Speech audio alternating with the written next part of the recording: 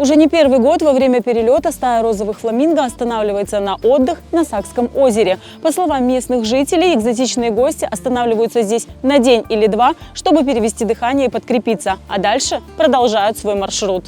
На этот раз привал на Сакском озере устроили более 30 краснокнижных гостей.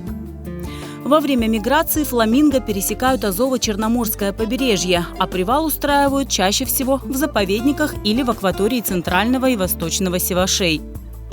По словам экологов, розовых фламинго в Крыму привлекают не только чистые озера, но и хорошая кормовая база.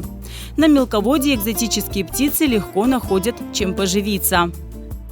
Иногда розовые фламинго даже вьют гнезда в местах отдыха. В этом году экзотические гости останавливались в нескольких регионах полуострова – в Арабатском заливе, на Керченском полуострове, на мысе Казантип.